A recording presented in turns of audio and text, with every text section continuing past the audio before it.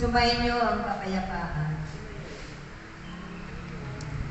Sa mga panahon ito, aking mga anak, lagi ninyong bitbitin ang aking mga mahalagang buhay.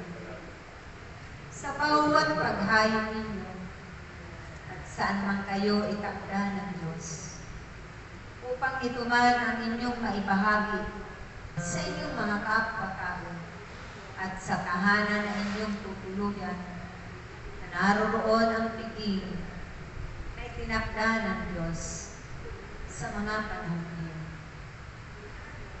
Upang ito man ay makamta ng inyong mga kapatid, ng inyong mga kapwa-tao, lalong-lalo na ang mga naubos na ng pag-ibig na wala na pag-asa sa kanilang mga buhay.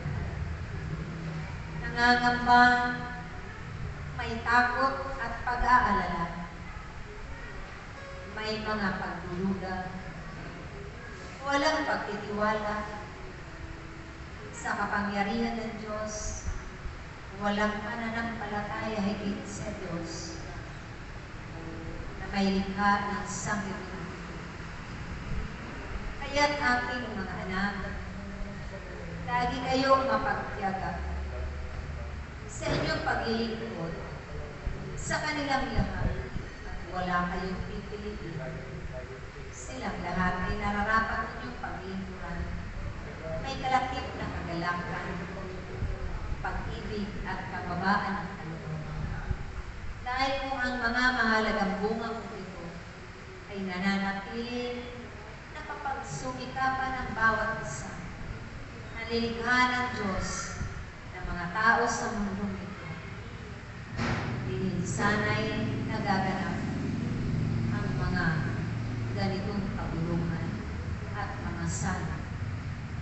Naway kapag-isip-isip ng bawat tao sa sanglibutan, hindi lamang kayo ng mga tagapaglingkod ng Diyos, na nariyan lagi ng Diyos, handang dumamay, handang tumulong, handang tanggapin sila na lahat ng mga makasalanan. Dahil nga pinadala niya ang kanyang bugtong na anak sa pagpapahalaga niya at sobra-sobrang pag-ibig niya sa bawat palikha ng tao sa sanglibutan. Ganun na lamang ang kanyang pagnanais at mga pangarap sa mga nilikha niya na magiging matuwid sa kanyang paningin at sa kanyang harapan. Maging puno ng pag-ibig lagi at kagalakan. Nariyan ang kanilang pananalig at pagtitiwala. Nariyan ang kanilang kababaan at pagsunod sa kalooban ng Diyos. Dahil kung ito'y sumasa inyong lahat, tunay na at tiyak na hindi mangyayari ang mga salot at hindi darating ito sa inyong bansa, sa inyong bayan. Kahit sa bawat pamilya, kapag ang Diyos ang naroon sa sentro ng pagsasama ng bawat sambahayan, tunay na punong-puno ang sambahayan iyon ng pag-ibig o pag-iibigan, ng kapayapaan, ng pag-uunawaan, ng pagkakaisa, ng paggagalakan, pagpapatawaran, pagmamalasakit. Dahil pangangalagaan ang aking mga bukod at nararapat din ninyo ang gapit ito ng buong gusto.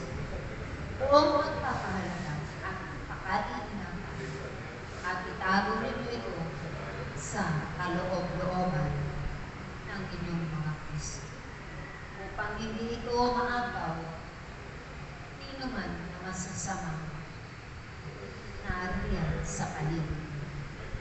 Kaya't aking mga anak, ang mga narito sa kawang ito at mga naglilingkod ng buong puso na nag-aalay ng kanilang mga sarili sa Diyos.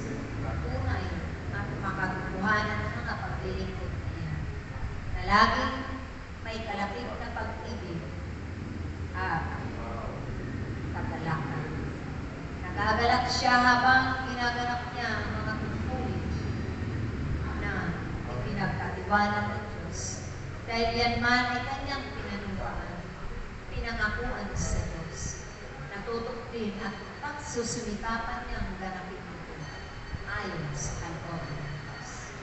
Hanggang sa muli nating pagtitipan, magkaisa kayo sa pangalan ng Ama, ng Anak, at ng Espiritu Santo. Amen. Praise Yahweh.